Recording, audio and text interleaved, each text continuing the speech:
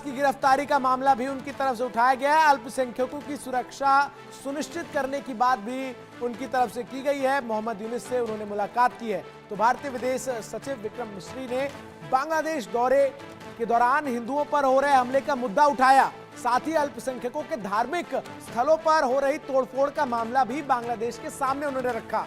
विक्रम मिस्री ने बांग्लादेश में वहां की अंतरिम सरकार के चीफ एडवाइजर मोहम्मद यूनिस से मुलाकात की। फॉरेन अफेयर्स एडवाइजर मोहम्मद तौहीद हुसैन से मुलाकात की और अपने बांग्लादेशी समकक्ष जशमुद्दीन के साथ अलग अलग मीटिंग की। विदेश मंत्रालय के अनुसार इन बैठकों में विदेश सचिव ने एक स्थिर, शांतिपूर्ण, प्रोग्रेसिव, लोकतांत्रिक और समावेशी बांग्लादेश को लेकर भारत के समर्थन को दोहराया है। यानी स्पष्ट कहा है कि बांग्लादेश स्थिर होगा, शांत होगा, अल्पसंख्यकों के हित सुरक्षित रहेंगे तो ही भारत जो है वो समर्थन कर सकता है बांग्लादेश का। मेरे साथ तमाम मेहमान लगातार बने हुए हैं। देवनाथ सर अगर आ जाएं तो मुझे जरूर बताइएगा, लेकिन मैं निपुण जी के पास चला जाता हूं। निपुण जी, ये जो पूरी डिप्लोमेसी नजर आ रही है इस प्रेजेंट सिचुएशन में, जिसमें अब भारत जो है वो डायलॉग्स की तरफ बढ़ता हुआ नजर आया है, और जिस तरीके से परिस्थितियां हैं, किस तरीके से आप कल की इस विजिट के बाद जो चेंज है वो क्या यूनिस लेने की पोजीशन में है, ये सवाल आपसे। मैं यही सवाल देवनाथ जी से जोड़ लेता हूं क्योंकि देवनाथ सर आ चुके हैं। देवनाथ सर, हमने देखा कि कल जो डायलॉग्स हुए, जहां तीनों जो प्रमुख लोग हैं उनसे उन्होंने जब मुलाकात की तो स्पष्ट किया कि भारत बांग्लादेश के साथ तभी खड़ा हो सकता है जब बांग्लादेश समावेशी हो, बांग्लादेश स्थिर हो और बांग्लादेश में अल्पसंख्यकों के हित जो है वो सुरक्षित रहे। यानी क्लियर मैसेज है इंडिया की तरफ से कि दीज आर कंडीशंस, अगर ये पूरे होते हैं तो हम आपके साथ हैं। जी हाँ, अच्छी बात यह है कि कल जब विक्रम मिश्र मिले वहां अलग अलग पद अधिकारियों से, तो बातचीत का माहौल बहुत अच्छा था। उभय पक्ष ने एक दूसरे की बातचीत की।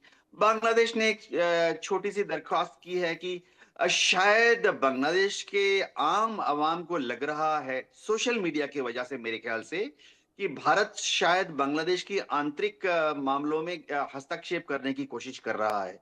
तो बांग्लादेश को एक भरोसा दिलाया गया है कि भारतीय सोशल मीडिया जो है वो भारत सरकार की रिप्रेजेंटेटिव नहीं है।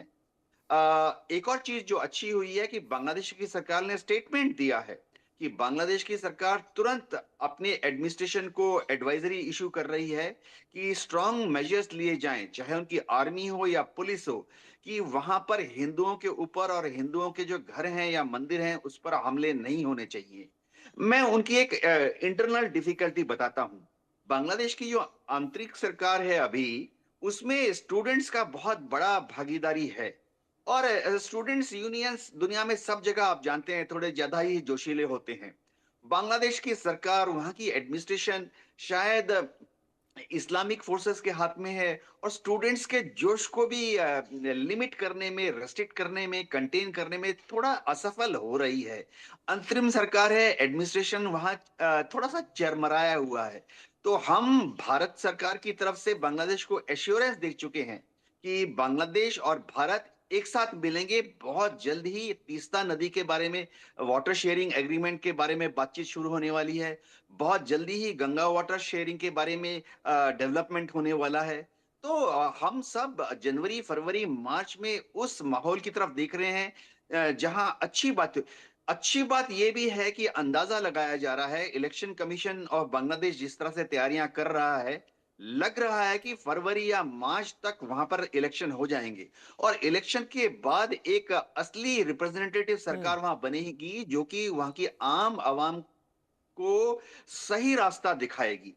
मैं उम्मीद करता हूं कि अवामी लीग को और शेख हसीना को भी उस इलेक्शन में भाग लेने का एक मौका दिया जाएगा, उनको बैन नहीं किया जाएगा। जी बिल्कुल। इन सब के बीच जरा आप दर्शकों को सुनवा देते हैं कि कल भारत के विदेश सचिव जब बांग्लादेश के दौरे पर गए तो उनकी तरफ से क्या कुछ कहा गया। These discussions have given both of us the opportunity to take stock of our relations, and I appreciate the opportunity today to have had a frank, candid and constructive exchange of views with all my interlocutors. I emphasized that India desires a positive, constructive, and mutually beneficial relationship with Bangladesh. At the same time, we also had the opportunity to discuss certain recent developments and issues, and I conveyed our concerns, including those related to the safety and welfare of minorities. We also discussed some regrettable incidents of attacks on cultural, religious, तो आपने सुना विदेश सचिव विक्रम मिश्री ने स्पष्ट कहा कि तमाम मुद्दों को लेकर जो है बातचीत हुई। संदीप जी, मैं आप ही के पास आ रहा हूं, लेकिन इससे पहले मैं छोटा सा रिएक्शन निपुण जी का चाहता हूं। निपुण जी, जो नजदीकियां बांग्लादेश की इन दोनों पाकिस्तान से बड़ी है, ये वर्तमान भारतीय सरकार के लिए कितनी बड़ी चिंता की सबब है? क्योंकि हमने देखा है कि पाकिस्तान जो है वो इस मौके को भुनाने की कोशिश में हम नजर आ रहा है, हथियार सप्लाई करने की बात कही जा रही है, और कहीं ना कहीं डिप्लोमेटिक चैनल्स भी दोनों देशों के बीच जो है खुलते हुए नजर आ रहे हैं। और इसमें जो कॉमन लिंक है वो कट्टरपंथी मौलाना है, जो कि बांग्लादेश में आईएसआई के इशारे पर काम करते हैं। देखिए, अगर हम एक बात करते हैं, वर्तमान जो सरकार है वो सरकार आई कैसे है? वो एक डेमोक्रेटिक प्रोसीजर से तो आई नहीं है। वो एक आंदोलन जो सो कॉल्ड छात्र कहा जाता है, और अभी यूके देवनाथ जी कह रहे थे कि छात्र उग्र होते हैं, लेकिन छात्र इतने भी उग्र नहीं सर, होते। उसका तो सच पूरी दुनिया के सामने आ चुका है, involvement of deep state and America and everything. Deep state का है, और जमात इस्लामी का ग्रुप है, छात्र का संगठन जो है वो इसमें इन्वॉल्वमेंट है, उनके द्वारा हुआ। और ये डेमोक्रेटिक गवर्नमेंट नहीं है, और जब तक कोई डेमोक्रेटिक गवर्नमेंट नहीं होगी आप कैसे उम्मीद कर सकते हैं? हाँ, वहां पे इलेक्शन हो जाए, लेकिन इलेक्शन में भी आप जानते हैं बीएनपी ने वहां बहुत बड़ी रैली की, और ये बीएनपी वही है जो जमात इस्लामी को वहां पर पावर में शेयरिंग की थी जब वो 2001 में खालिदा जिया वहां की पीएम बनी थी। तो इन्हीं को मंत्री वहां पे बनाया था, तब जमात इस्लामी आपका पिक्चर में आई थी। आज वो जमात इस्लामी ये कह रही है, मोहम्मद यूनुस ये कह रहे हैं कि हम पहले रिफॉर्म करेंगे, और रिफॉर्म में क्या कि बांग्लादेश का जो पूरा एक सेकुलर फैब्रिक है उसको बदल देंगे। वहां पर अटॉर्नी जनरल ये कहते हैं कि हमको सेकुलर फैब्रिक नहीं, हमको चाहिए इस्लामिक फैब्रिक। अब एक अगर कट्टरपंथी देश होगा और वहां पर अगर इस्लामिक कंट्री डिक्लेयर कर देंगे, तो मुझे बड़ी ये चिंता है कि आप किस प्रकार से हम लोग मैनेज कर पाएंगे। एक ऑलरेडी कट्टरपंथी हमारे पड़ोस में बैठा है, वेस्ट में बैठा है, इधर आपका ईस्ट में बैठ जाएगा। वहां पर अवामी लीग हो या सेकुलर पावर्स हो तब तो हम उम्मीद कर सकते हैं, लेकिन अभी चलिए उम्मीद रखना बहुत ही अच्छी बात है, लेकिन चुनाव हो तो जाए। मुझे तो भी ठीक है, तैयारी चुनाव आयोग कर रहा है, लेकिन बात यह है कि क्या मोहम्मद यूनुस जमात इस्लामी इतनी आसानी से वहां पर चुनाव होने देंगे? वो तो ये कह रहे थे कि 2 महीना भी लगने नहीं हम देंगे। मैं मोहम्मद यूनुस की बात करता हूँ, अगस्त की हम बात करते हैं कि 2 महीना मैक्सिमम हम चुनाव करवा देंगे, 4 महीने ऑलरेडी हो चुके हैं। तो मैं ये कह रहा हूं कि मोहम्मद यूनुस की चर्चा करने की आवश्यकता नहीं, और जो हमने ये पहल की है, देखिए ये एक अच्छी शुरुआत है, हमने कोशिश की है, प्रयास की है। और ये बात कहना कि हमने अफगानिस्तान के तालिबान को मान्यता दे दी या हमने वर्तमान सरकार को मान्यता दे दी, ये कहना भी गलत है। 96 में भी तालिबान था, तब सेंटर में कांग्रेस थी, तो कांग्रेस ने भी बातचीत शुरू की थी तालिबान से।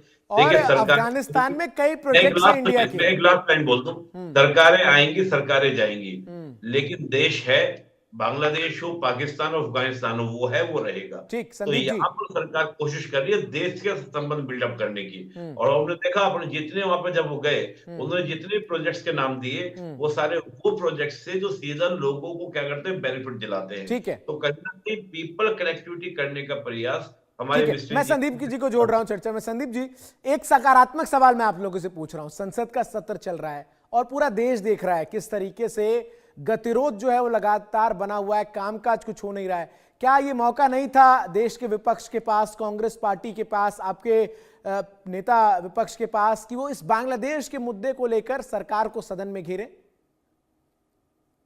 सर, आज पहली सरकार होगी जो सदन स्वयं नहीं चलने दे रही है। अच्छा, स्वयं नहीं चाहते कि सदन चले, क्योंकि चलेगा तो जैसे भी आपने बताया बांग्लादेश का भी मामला उठेगा, सदन चलेगा तो संभल का भी मामला उठेगा, सदन चलेगा तो अडानी का भी मामला उठेगा। इसीलिए भगोड़ों की तरह भाग रहे हैं, पहली चीज। दूसरी चीज, अभी हमारे निपुण जी ने कहा कि वहां के कट्टरपंथी धर्मनिरपेक्षता वहां नहीं चाहते हैं। जैसे अपने भारत के कट्टरपंथी भारतीय जनता पार्टी के हजारों नेताओं के बयान बता सकता हूं, कहते हैं धर्मनिरपेक्ष शब्द गलत है, ये कट्टरपंथी है ना।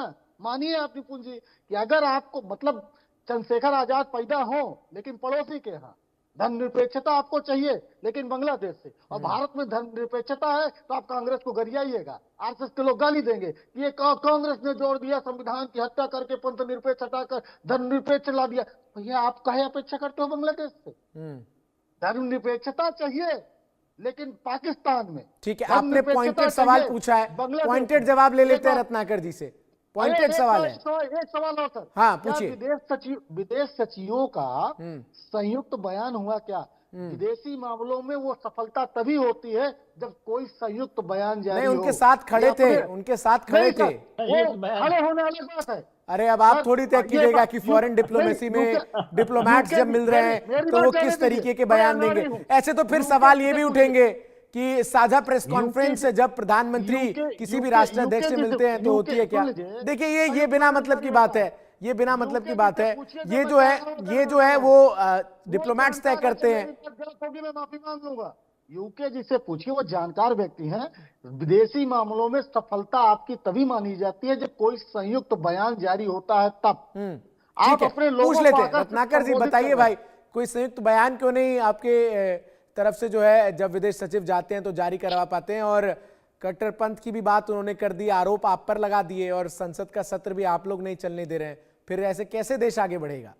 पहली बात तो मैं इनको बता दूं कि वहां पे बांग्लादेश में जो अभी सरकार है वो कार्यवाहक पीएम है मोहम्मद यूनिस, और कोई चुनी हुई सरकार नहीं है वहां पे। तो निश्चित तौर से हम अपनी बातों को वहां पर रखेंगे और अपना दबाव बना के रखेंगे। चुनी हुई सरकारें जब आएंगी तो उस समय संयुक्त बयान की अपेक्षा ये कर सकते हैं, तो हम जरूर संयुक्त बयान हम वहां पे दिला सकते हैं। लेकिन फिलहाल जो सरकार है वो चुनी हुई सरकार है। दूसरी चीज ये कह रहे थे अभी कि हम धर्मनिरपेक्ष नहीं है।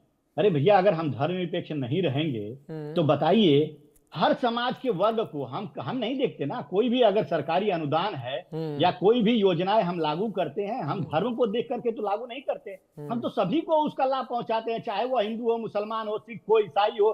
सारा अनुदान जो है वो देते हैं। तो आप किस आधार पे कहते हैं कि हम धर्मनिरपेक्ष नहीं है? अरे आप देखिए, प्रियंका गांधी और राहुल गांधी जब वायनाड में लड़े थे चुनाव, तो मुस्लिम लीग का जो है झंडा फहराया वहां पे जा रहा था। आपको याद है ना, वही मुस्लिम लीग है ना जो जिन्ना वाली मुस्लिम लीग है। तो आप देखिए कि आपकी मानसिक सुनिए कि मानसिकता क्या है आपकी और क्या नहीं है। दूसरी बात बहुत महत्वपूर्ण कहना चाहता हूं मैं चंदन जी। अरे सुनिए ना भाई साहब, सुनिए भाई साहब, डिस्टर्ब करने का ये कोई तर्क नहीं रहता है तो ऐसे डिस्टर्ब करते रहिए ना।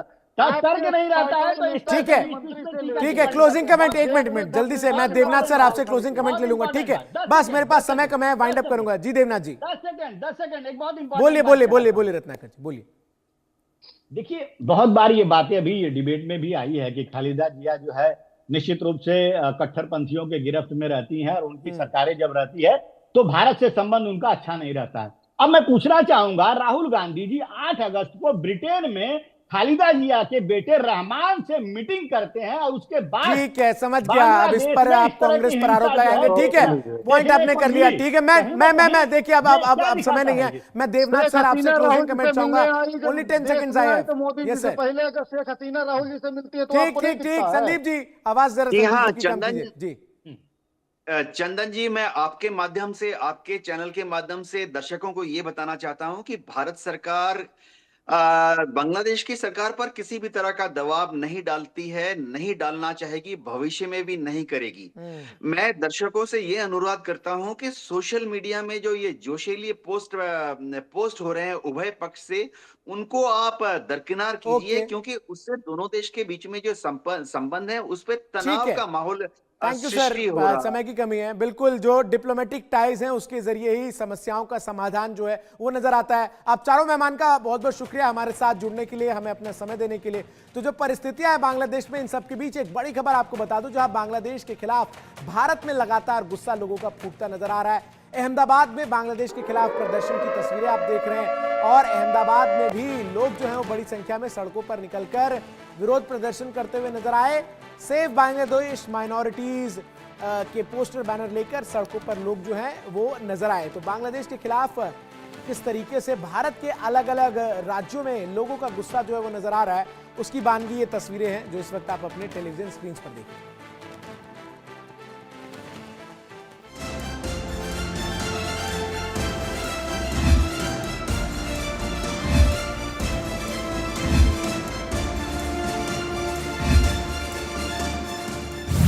भारत के खिलाफ बांग्लादेश का बड़ा षड्यंत्र, भारत से युद्ध की तैयारी कर रही बांग्लादेश की फौज, पाकिस्तानी एक्सपर्ट का बड़ा दावा, भारत के खिलाफ बांग्लादेश की साजिश, बांग्लादेश ने पाक को असला और आरडीएक्स के ऑर्डर दिए।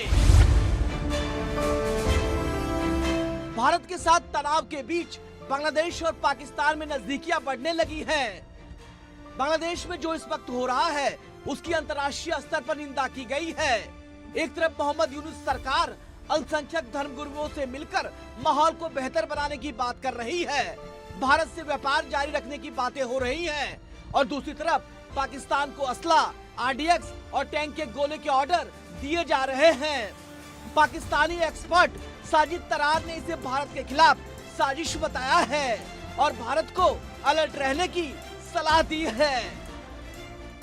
उन्होंने कहा कि भारत को इस वक्त सख्त परेशान होने की जरूरत है, क्योंकि उसके दोनों तरफ जो बॉर्डर लगते हैं वहां अल जिहाद के नारे लग रहे हैं। उन्होंने बताया कि बांग्लादेश के मुख्य सलाहकार डॉक्टर मोहम्मद यूनुस साहब ने पाकिस्तान को असला का ऑर्डर दिया है।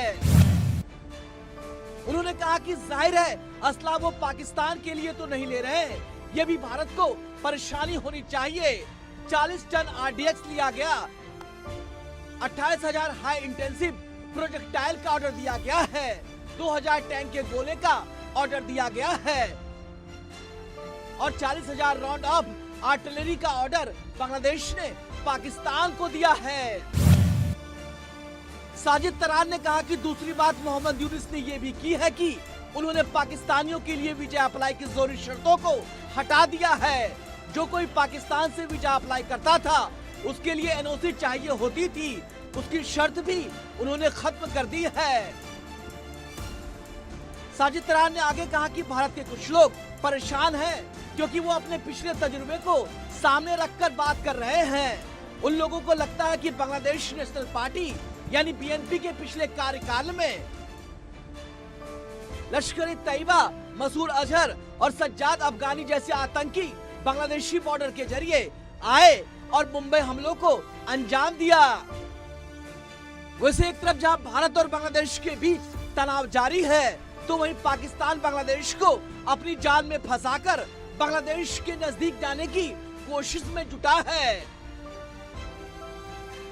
और लगता है कि पाकिस्तान अपने मकसद में कामयाब भी हो रहा है। और यही वजह कि बांग्लादेश की यूनुस सरकार ने पाकिस्तान को असला और आरडीएक्स के ऑर्डर दिए हैं, जिसका इस्तेमाल वो आने वाले समय में भारत के खिलाफ कर सकते हैं। Bureau report, India news.